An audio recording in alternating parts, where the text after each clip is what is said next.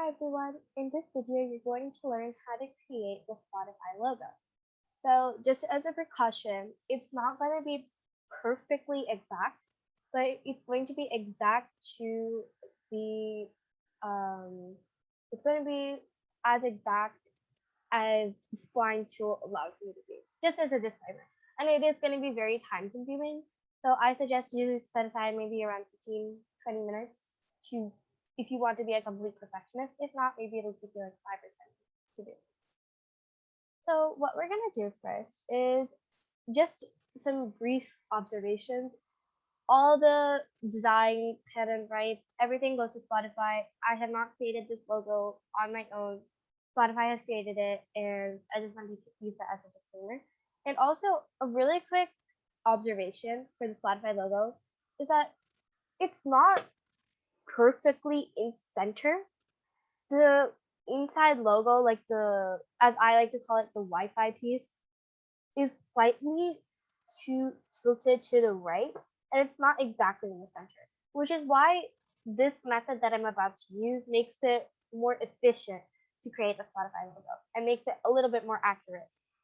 So let's create this logo, this daunting logo.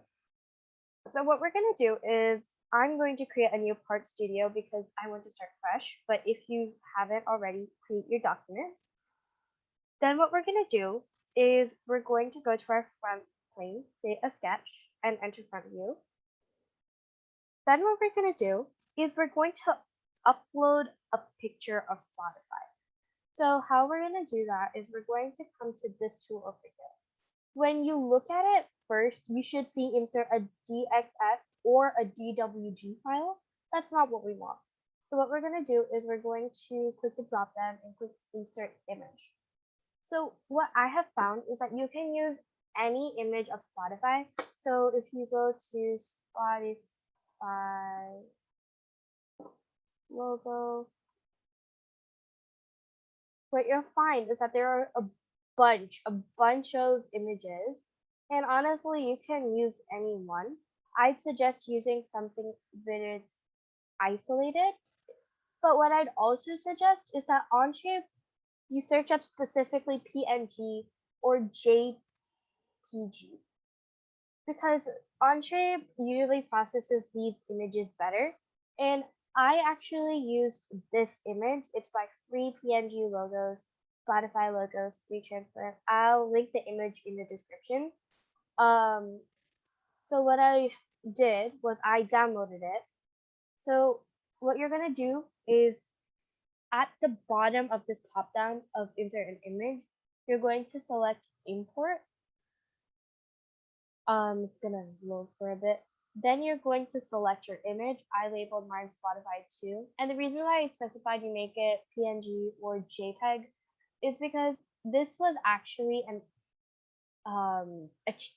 Microsoft Edge HTML document, and Onshape did something weird with it. It converted it into a different document file, which Onshape itself didn't process very well. So I suggest making it a PNG or a JPG, JPEG, etc., etc. So we're gonna click open, and it's going to give you a notification, and it's going to show a new image there. So then what you're gonna do is you're gonna select the image, and it's gonna ask you to draw an image rectangle. I'm going to make mine at the bottom left corner, and I'm going to expand it. Now this doesn't have to be exactly a perfect outline yet, because what I'm going to do is I'm going to center the image to the origin. So how I'm going to do that is I'm going to select my point tool. I'm going to find the midpoint of one edge of the picture. It's going to show me an orange box like this one over here. Then I'm going to do the same for the other side. And then I'm going to pull these over until I see two projection lines pointing at one edge, one point, right?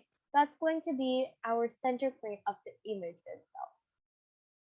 So then I'm going to click escape, and I'm going to click the coincidence button. I'm going to select this button, this point, and the origin, and it's going to center it at the origin since the origin can't move. So then what I'm going to do is I'm going to make my image a bit bigger. I'm not going to give it a specific dimension. I just want to make it a bit bigger so it's easier for me to trace. So then what I'm going to do is I'm going to zoom in and I'm going to start creating my curves, right? So as you can see here, there is not really a specific tool to create these slots like there would be in Inventor.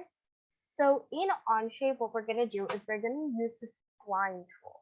That's this tool over here. It looks like a curved point.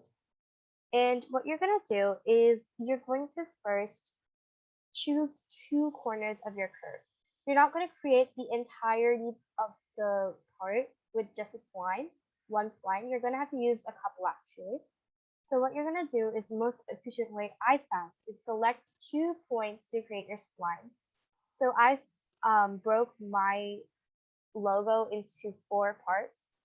One is the top spline, the 2 curves, and the bottom spline. So to create my top spline, I've just chosen 2 points.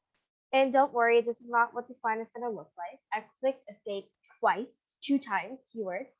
And I'm going to select the white dot, and I'm actually going to zoom in a bit for this. And I'm going to pull it up to align with the dot. So the more up you pull it, the more curved it gets, or more aligned. And the more you pull the white dot with the projection line to the right, it brings the curve towards the white dot. So just carefully aligning it until you can't really do it without disrupting the curve. You'll pull it until there. And then you're going to take the other piece, do a very similar thing, and align it as well as you can with the image, like that. Then I see that when I let go, it's not, this side is not perfectly aligned. I'm going to try my best to perfectly align it. And then I'm going to fix this side. Oops. Ah.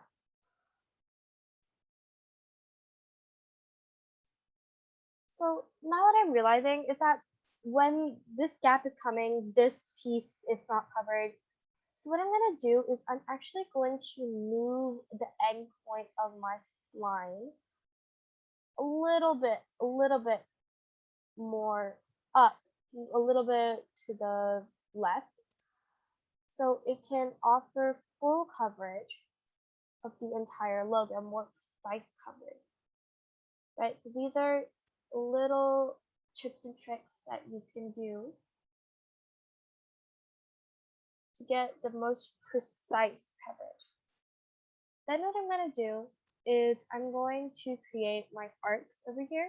I'm going to create my 3-point arc, one over here, and just again use the same trick. Zoom in and create as best coverage of the curve as you can. Just repeat the same for the other arc. And like that, voila.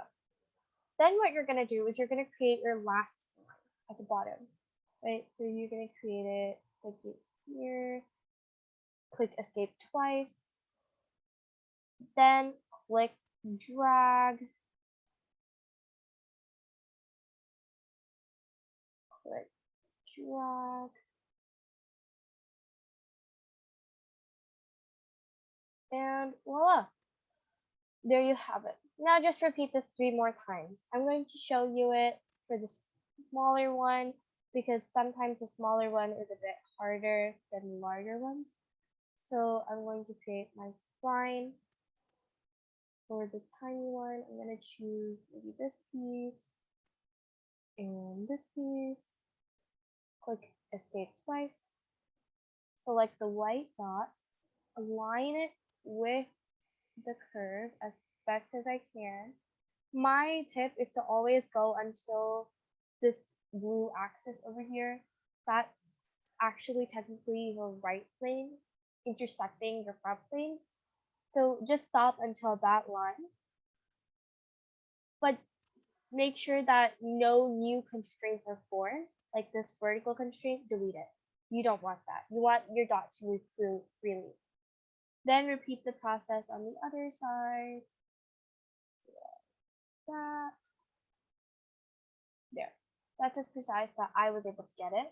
Then create your arcs. I find that the arcs were the easiest pieces to create because you have much more control on the row line than you do spline. Repeat it for the other side.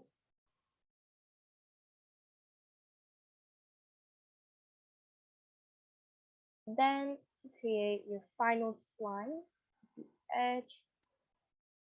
You may be wondering why I'm calling it a final spline when I have like two more to go and two more right arcs to go. That's just my way of motivating myself to keep going and keep being as precise as possible because I find that when you feel like you're almost finished, you get more motivation to continue. I don't know, that may just be me, but okay. So as you can see, I've created a new constraint. You don't want that, click delete sketch entity. Then you're going to create the same thing on the other side, like so.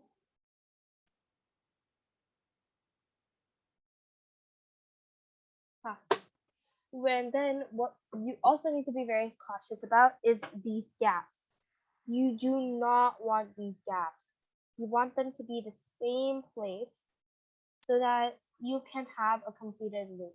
How I'm going to make sure that happens, going to the coincident constraint and selecting that these two be the same place. As you can see, it offsets the curve a little bit, but we can fix that by just pulling it in a bit. Oh wow, okay, it's not very long. That's okay. Yeah, this is just fine. Yep, so this is how your finished product should look. Obviously, once you've created this second slide, I'm just gonna complete that really quick. Okay, so I've created my second spline, and now what I need to do is I need to create the outline for the large circle. So what I'm gonna do, the easiest way to do it is to go to center point circle, select the origin, and then drag out until you reach the approximate circumference.